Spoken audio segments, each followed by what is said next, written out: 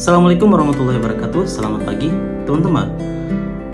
Banyak orang yang mengatakan kepada saya pada saat bertemu, dia katakan bahwa Pak Wijra masih kerja di asuransi.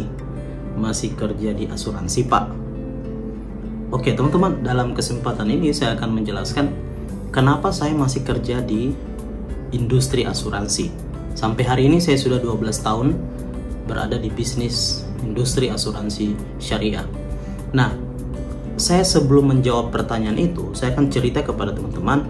Ada sebuah kisah di sebuah hutan yang sangat besar, dibuatlah sebuah kampus tempat untuk sekolah. Nah, murid-muridnya ini adalah mahasiswanya ini adalah para hewan-hewan seperti gajah, seperti anjing, seperti harimau, seperti semut, seperti burung. Nah, mereka itu masuk dalam satu kampus yang sama. Oke. Nah, di mata pelajaran tersebut atau di kurikulumnya itu harus menyelesaikan beberapa kemampuan. Oke, kemampuan yang ada dalam kampus itu harus menguasai renang, harus menguasai terbang, harus menguasai cara lompat, harus menguasai cara menerkam. Nah, itu harus berenang juga diajarkan semuanya. Nah, itu kan kurikulumnya. Nah, tetapi teman-teman, kan dari semua hewan itu memiliki kemampuan yang berbeda-beda. Mereka itu punya spesialisasi yang berbeda-beda. Contoh, burung.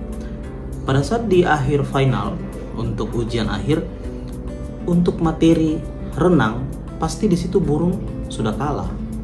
Untuk materi terbang, monyet pun tidak bisa. Jadi, untuk materi menerkam itu pasti harimau juaranya. Tapi kalau gajah, bagaimana? Ya kan? Jadi teman-teman, di sini saya mau menjelaskan bahwa setiap hewan itu punya namanya spesialisasi, punya namanya kemampuan dan kelebihan masing-masing. Oke? Nah, manusia pun sama teman-teman. Kita semua punya spesialisasi, punya kemampuan masing-masing. Coba lihat teman-teman, dalam industri paling mudah saja, dalam industri kedokteran.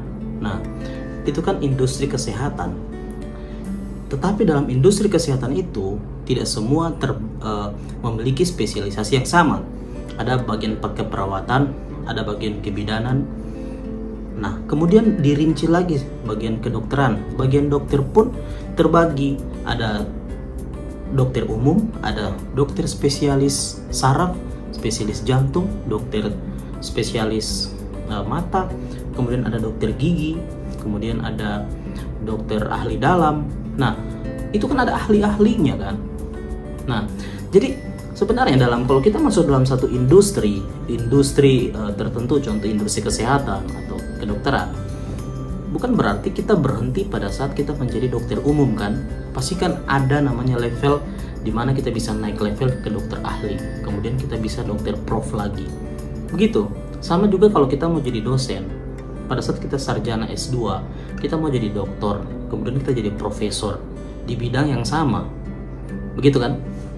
Nah, jadi kalau teman-teman tanya kepada saya kenapa saya masih ada di industri asuransi, ya karena saya sama seperti itu. Dulu saya dokter umum, tapi saya belajar lagi, saya sekolah, saya training, saya dapat lagi level ahlinya dalam hal spesialisasi dalam hal apa.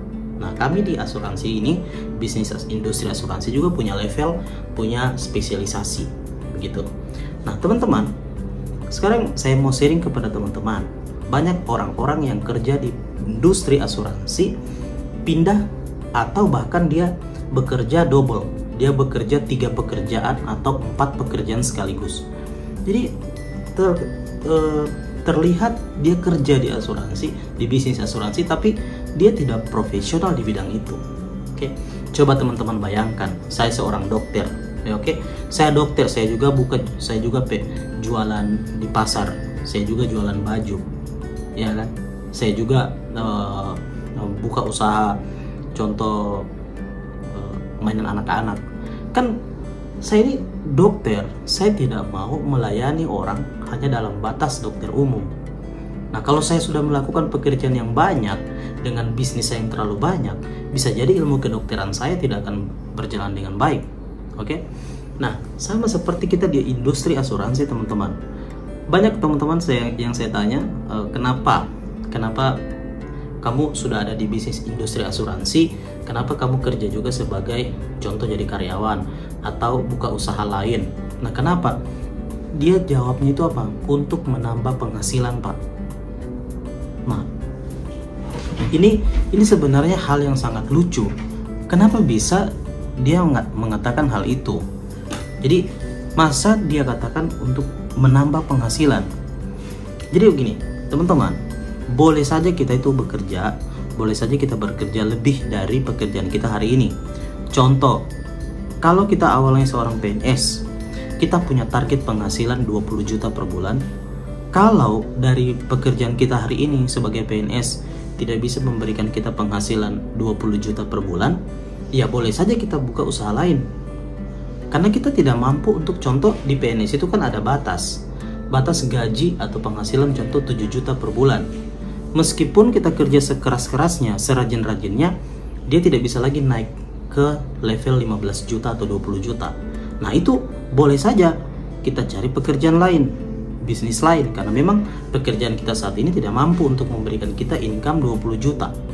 Atau kita punya target 100 juta per bulan, saya sebagai PNS tidak bisa. Nah, boleh saja.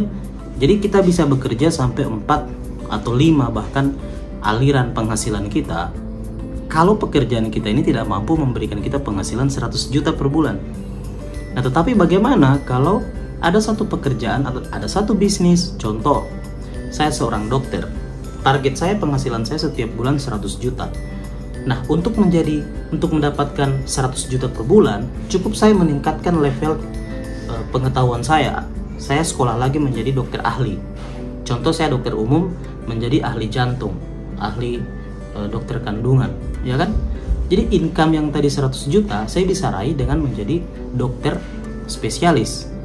Oke. Nah, sama di bisnis asuransi, komisi leader di asuransi itu unlimited, tidak terbatas. Jadi berapapun income yang kita mau 100 juta, 200 juta, itu bisa diraih di bisnis industri asuransi. Jadi biar tidak perlu mempunyai pekerjaan lain, karena di bisnis asuransi sudah bisa memberikan apa yang kita targetkan. Contoh 100 juta per bulan, kita dengan bisnis asuransi bisa. Jadi tidak perlu lagi buat usaha A atau B atau C, karena di bisnis asuransi yang kita jalankan itu bisa memberikan kita penghasilan yang sesuai kita targetkan. Contoh 100 juta per bulan di bisnis industri asuransi bisa. Begitu kan? Nah, jadi teman-teman, itu mungkin sudah menjawab kepada teman-teman saya kenapa ada di bisnis industri asuransi, karena saya mau menjadi spesialis, menjadi ahli di bidang ini. Makanya kemarin saya bisa memasukkan nasabah dengan UP jiwa sampai 10 miliar. Nah, itu mungkin kalau agent baru tidak akan mampu untuk masukkan nasabah sebesar itu. Hari ini saya bisa mencapai double star club, bisa mencapai perjalanan ke Eropa, itu karena ilmu saya terus tingkatkan ke level ahli. Nah, sekarang pun saya sudah masuk ke dalam level spesialisasi dalam hal UP jiwa yang di atas 10 miliar. Jadi saya memasukkan nasabah itu yang UP jiwa sampai 10 miliar, yaitu namanya prestis. Oke, jadi di situ dulu mindset kita harus diluruskan dulu, teman-teman. Nah, kenapa kita harus kerja ABCD yang tadi kan? Jadi itu teman-teman, saya menyarankan kepada teman-teman semuanya yang ada di industri apapun, di bisnis apapun, coba geluti satu bisnis. Kalau memang bisnisnya tidak mampu untuk memberikan target income yang kita cari, ya boleh saja kita buka usaha sampingan. Tapi kalau bisnisnya mampu untuk memberikan kita income yang kita cari, yang kita targetkan, kenapa kita cari bisnis lain lagi? Ya kan? Kenapa kalau di bisnis satu di industri asuransi bisa memberikan kita penghasilan 100 juta per bulan, kenapa kita cari yang lain? Itu kan nanti membuat kita tidak fokus. Itu membuat kita tidak menjadi orang yang tidak profesional. Nah, saya mau jadi seperti dokter yang profesional, yang ahli di bidangnya. Oke? Nah, mungkin jawaban ini bisa memberikan inspiratif kepada teman-teman semuanya, dan semoga bermanfaat. Saya Wijaya menyapa teman-teman dari Kota Palu. Salam sukses. Assalamualaikum warahmatullahi wabarakatuh. Selamat pagi.